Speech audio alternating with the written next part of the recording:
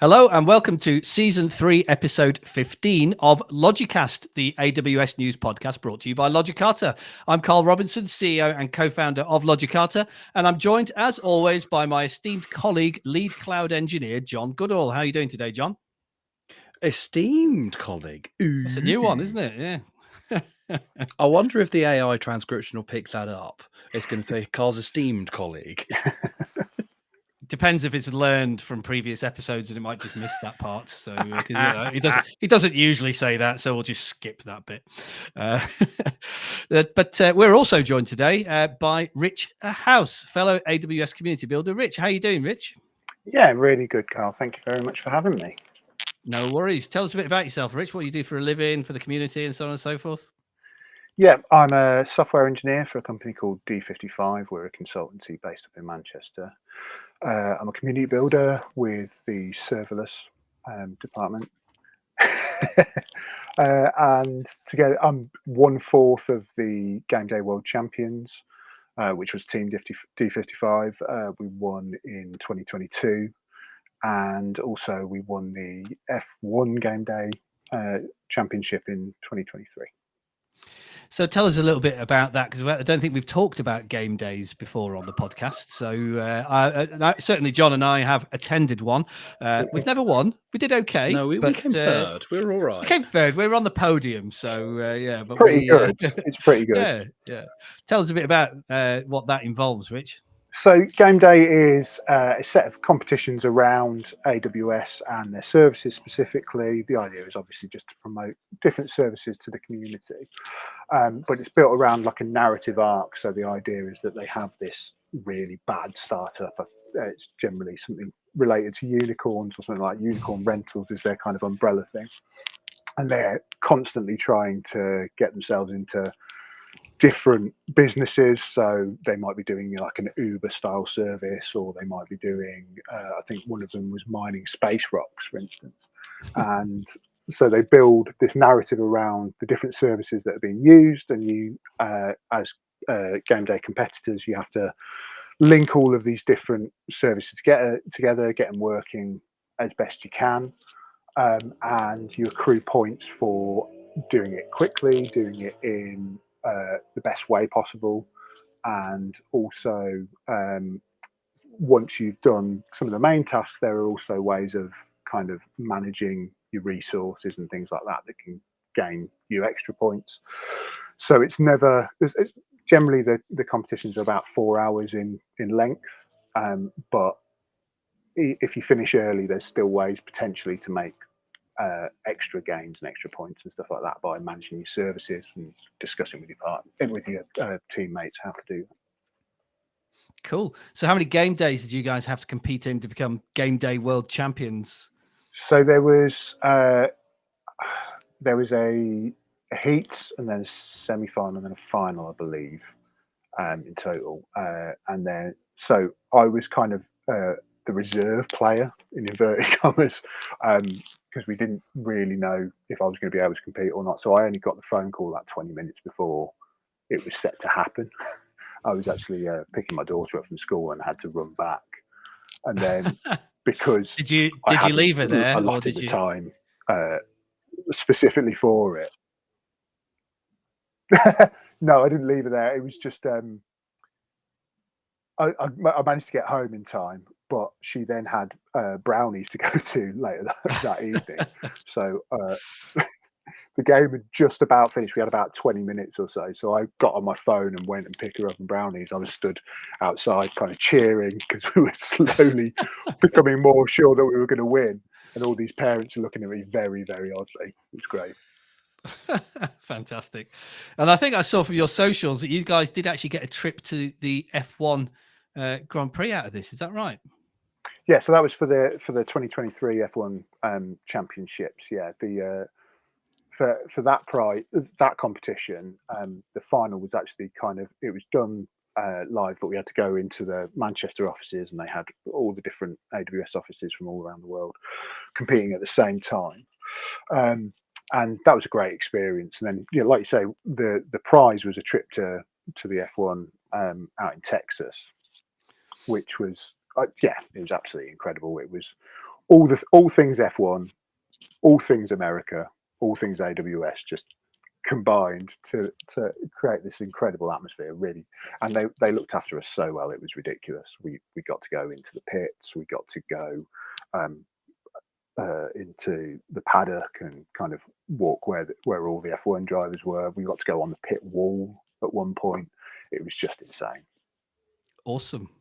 Well, normally our tangents are nothing to do with AWS. Game days wasn't on the agenda, but that was quite a relevant tangent for the listeners, hopefully. So, yeah, if you've never heard about AWS game days before, check them out because obviously, as Rich has shown, it could well be in your interests to do so. Anyway, as I say, we're not here to talk about game days. As regular listeners to the podcast will know, I curate a list of AWS news once a week, which I'll share via my AWS News Roundup newsletter.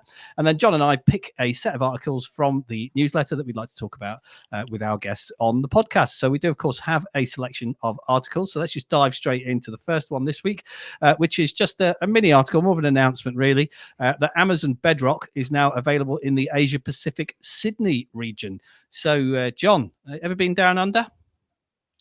No, I'm just thinking of all sorts of. That's not a knife. This is a knife. Pulls out a spoon. That's a spoon. Okay. No, I have never been to Australia. I have extended family out there who I've never met because I've never been and they've never come here. But whatever, I might go eventually. You might run some models there, though. No. I picked this one because Bedrock is following a bit of an odd rollout pattern. I've noticed, I believe. Me.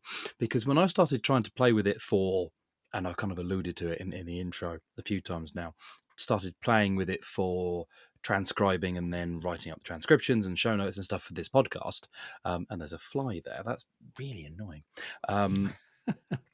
Keeps getting in shot. Just stop being such a limelight hogger. Get your chopsticks out. That would look. I'm great. not Mr. Miyagi. You need to build some AI to get rid of the fly. I need to just bring the cat in here. Should do it.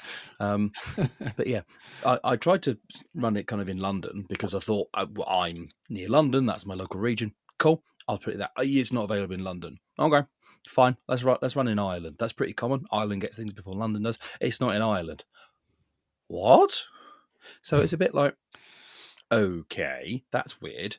So yeah, it's following a bit of an odd rollout pattern because it's done a couple of bits of the US, which you sort of expect because the US gets everything first. And then it's done Tokyo and Singapore, which don't normally get things that early, but they've gotten this quite early. Frankfurt and Paris, okay. GovCloud, which never gets anything first, and now Sydney. Right. Have they just designed this rollout based on where people want to go on a business trip? It could well Almost be. definitely. Got it. Have you got it? I think so. Nice. Good work. So, Rich, you've been playing with Bedrock yourself?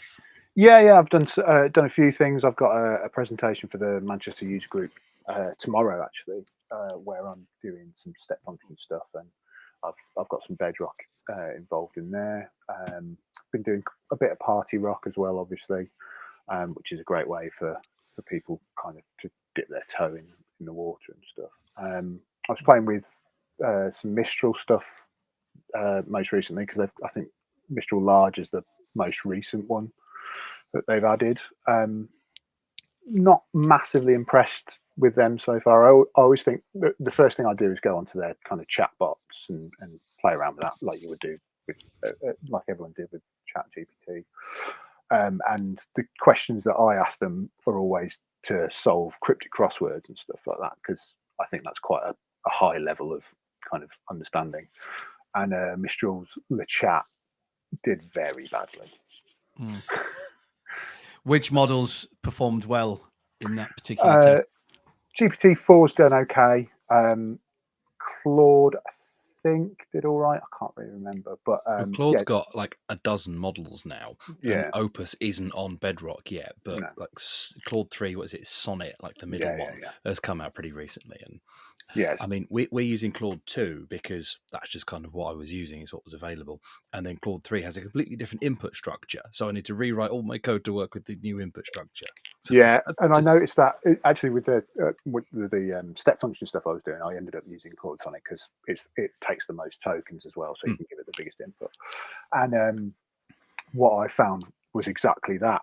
The template for the kind of input on the step functions workflow isn't right.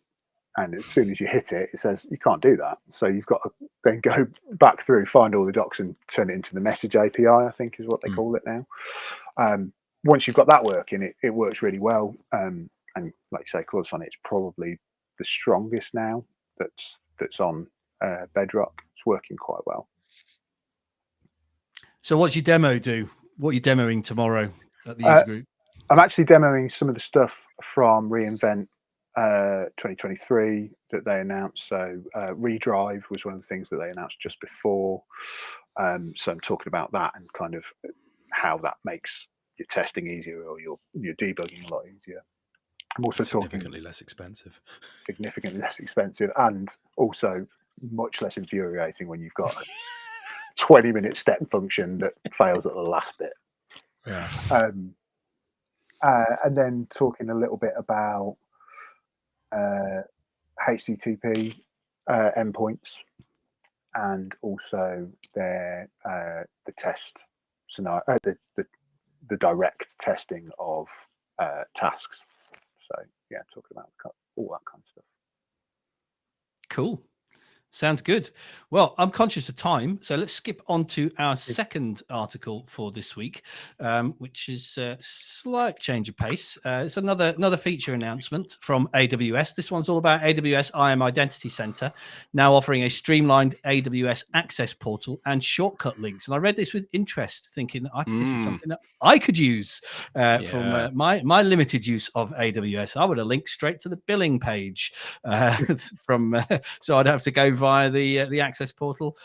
So I got quite excited about this. But what about you, John? Did you get excited about this one? I got excited on your behalf, Carl. Oh, thanks, John. Yeah, you can make it work for me. I'm going to have to anyway. That's my job. Bloody fly! God damn! I've got it. I've ripped one of its. Yeah, it's dead now. There we go. No more fly. I only took 4 attempts. That's embarrassing. Yeah, IAM Identity Center, and I'm not going to be using that clap to sync the video feeds. We'll just pretend it didn't happen. Right, let's do the basics. Let's do some definitions. I've done this a couple of times, but new listeners and all the rest of it.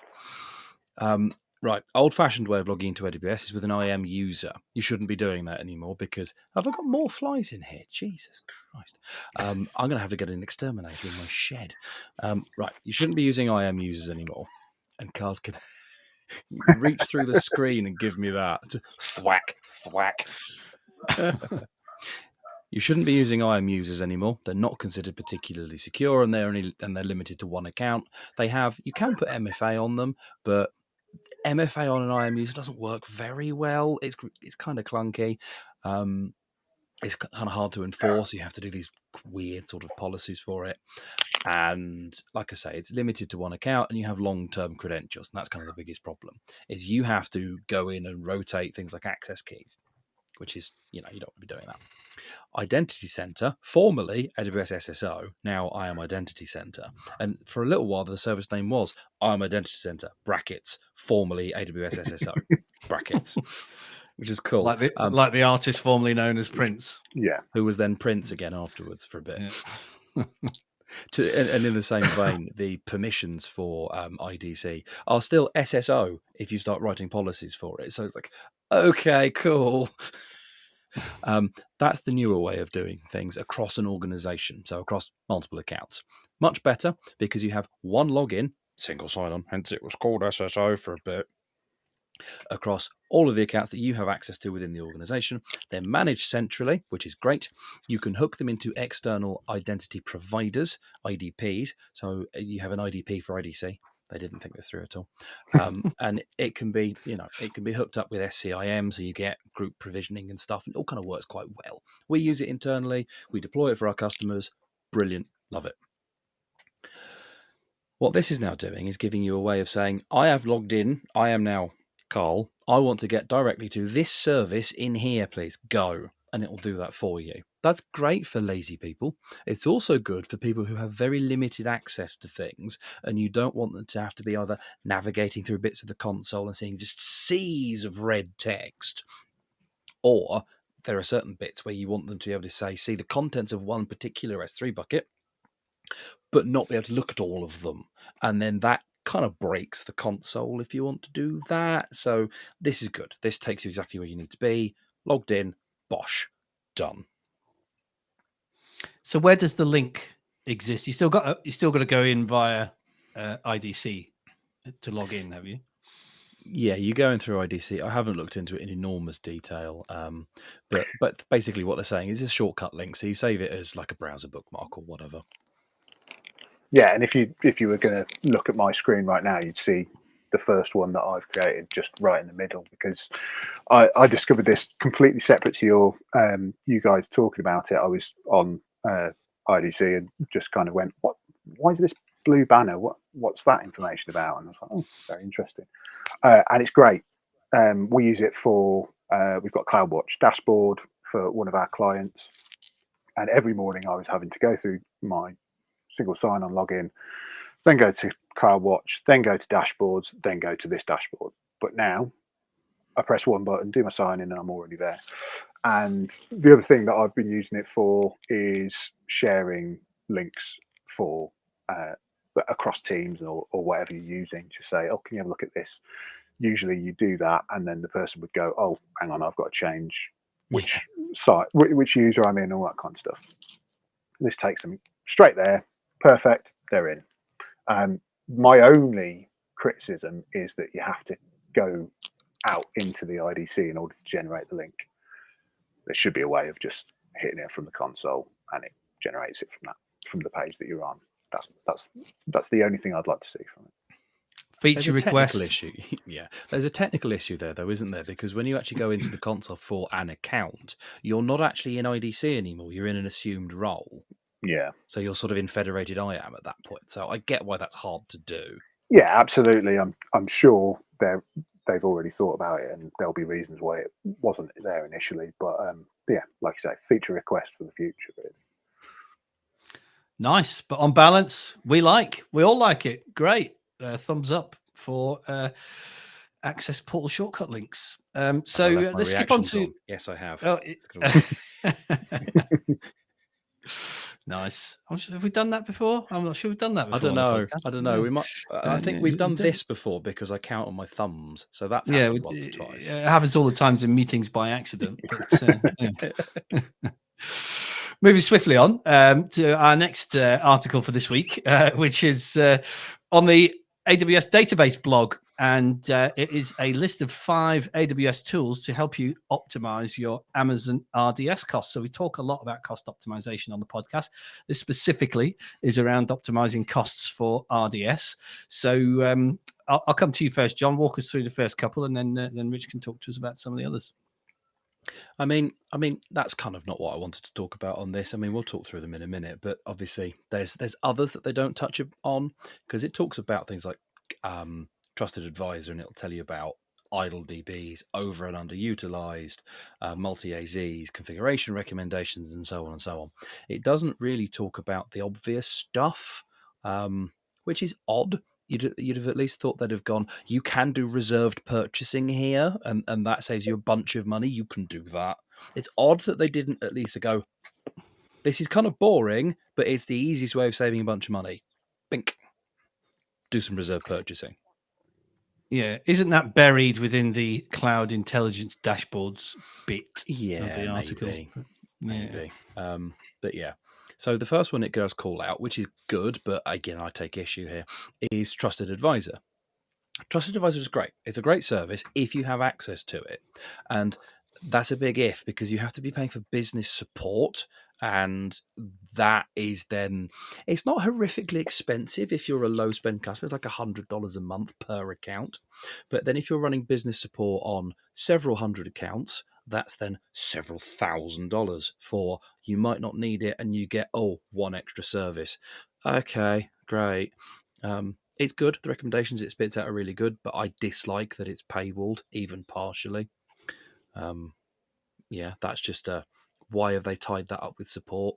I don't understand why that's been done. That's like someone like I would very rarely in my entire life when I had access to support, I've contacted AWS support I think twice, and one of them was a billing query, which you get anyway, and one of them was can you confirm that this behavior in CloudFormation is a bug, please? Yes, it's actually a bug. You've not done anything wrong. Okay, brilliant. That's like, and that's not me bragging. That's, I think, fairly normal for most engineers. You don't Yeah. really talk to them that often. No, So I've never had any reason to contact them, I don't think, when I've been working. yeah, so the fact that this is paywalled behind that, I'd really like Trusted Advisor, and the checks it spits out are great, and these ones are great. I don't want it to be paywalled, though. Yeah, exactly. If you're talking about cost optimization, the idea of spending $100 in order to save $95 doesn't feel like an optimization. No. Absolutely not. What about the instance scheduler then? Oh, I'm a big fan of that. I've deployed that, I think, a dozen times now. There's a number of ways to skin that particular cat, and the cat's not in the bed right now, so I can say that, and she won't get annoyed at me. It's already skinned. No, she's upstairs making a bed furry. Fair enough. There's a number of ways of shutting down RDS on a schedule and bringing it back up on a schedule. Instant Scheduler is the one that people point to because it also does EC2. It's very configurable. It costs maybe $5 a month to run because you have to deploy it to your own account. It's all kind of pre-done, but you just go deploy. Here's my schedules. Great. It costs like $5 to run, and it can save you loads and loads and loads and loads of money. But there's a number of ways of skinning that particular cat because you can use custom lambdas, and there's an RDS specific one that's been developed, and so on and so on. But excuse me, generally, turn stuff off when you're not using it.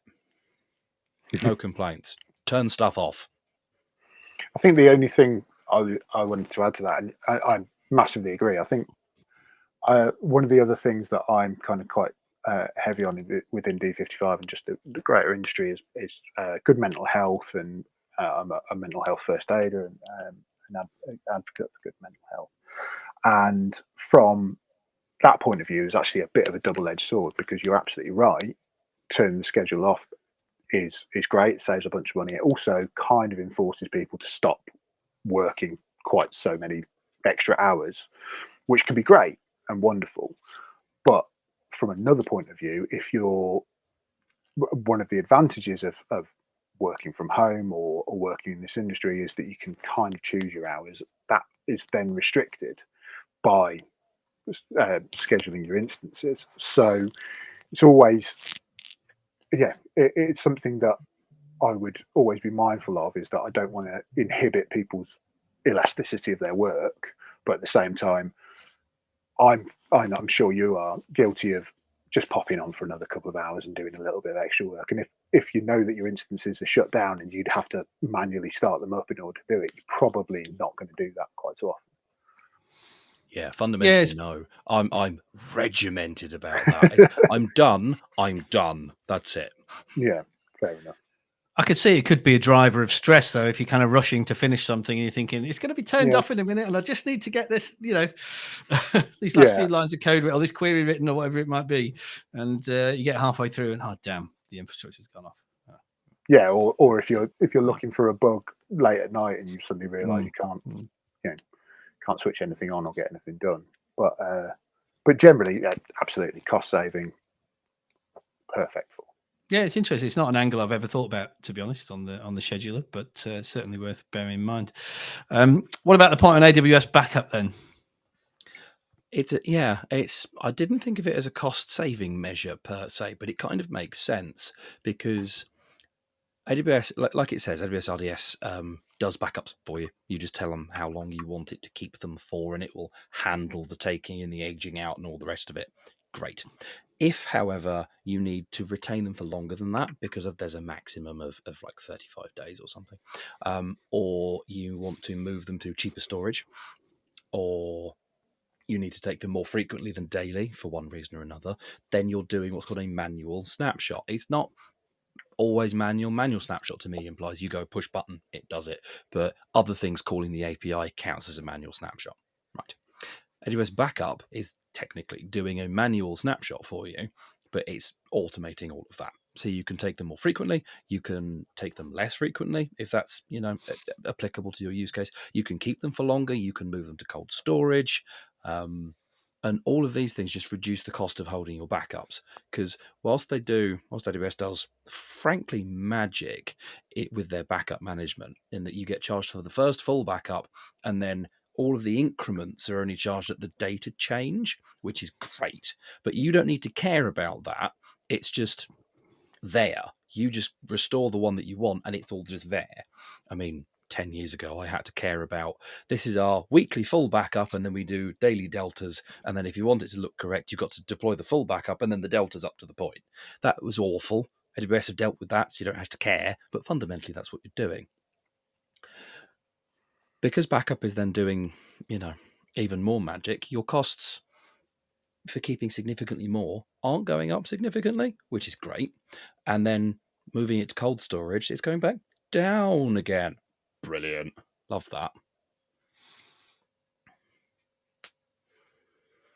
Anything to add on the backup, Rich? Not really. I mean, I just kind of make sure you kind of keep an eye on that cold storage stuff. Make sure that your life cycle's working, so you're not got a bunch of backups going through using the most expensive storage that you can possibly do, which people, tend to forget quite often. But yeah, I'm pretty much in agreement with what John was saying. So this next bit was quite interesting to me as well. The cloud intelligence dashboards. It's not something I've come across before. Obviously, I knew about QuickSight, knew you can create dashboards. Wasn't aware that they got these kind of pre-canned dashboards that can be used for cost optimization. So, is this something you've used, Rich? No, I was as pleasantly surprised as you were, because I used the next point on quite a lot of CloudWatch dashboards, as we discussed before. So yeah, having something that will just kind of look at your cost optimization straight away is incredibly useful, and seems, from what I've seen of it, fairly intuitive. The thing about CloudWatch, which I was going to mention afterwards, is that the dashboards are great and they're so kind of customizable and wonderful, but there is a learning curve in kind of reading them and understanding what they do and how that applies to your cost saving. So if you can have that all taken care of for you, and you can just see, do that will be better, then yeah, win-win. Yeah, I know you had a quick look at this yourself earlier, John. What were your thoughts on it? Yeah, I love an out-of-the-box dashboard, because whilst dashboards are great, if you have to make them, I'm not going to bother, because it's awful. I hate making dashboards. I like looking at them.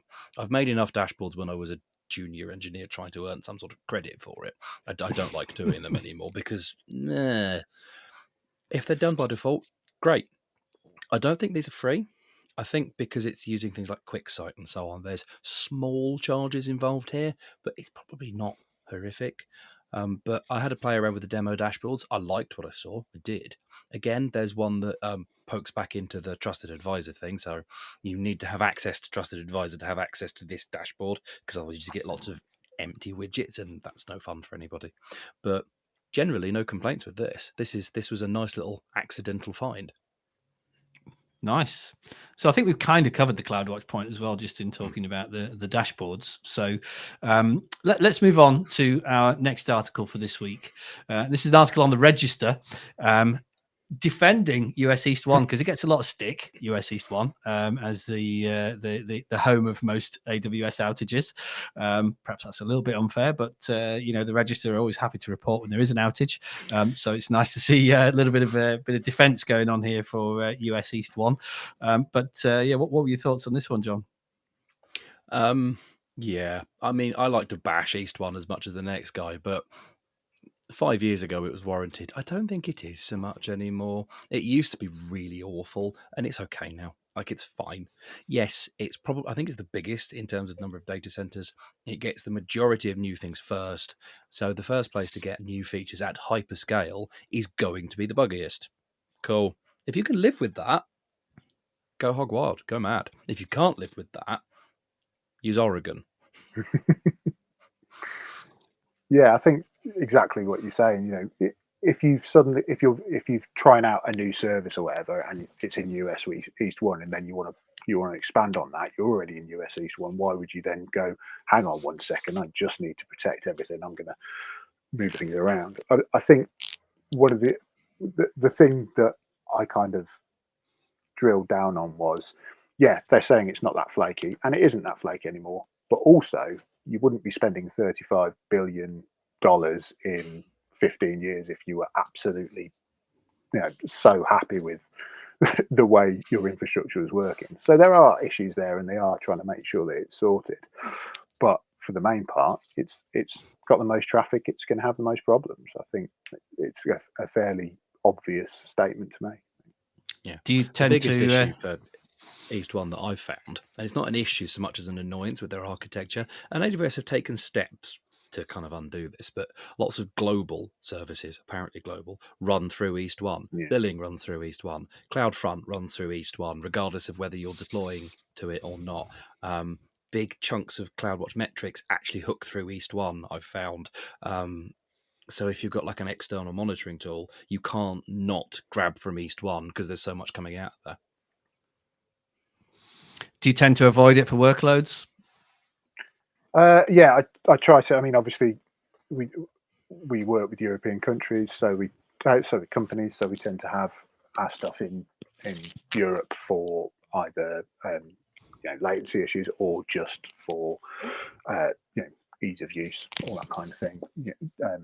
So yeah, I would only ever go to US East 1 if I absolutely have to. For instance, if I was doing some LLM stuff right at the start and had to go in there for Bedrock.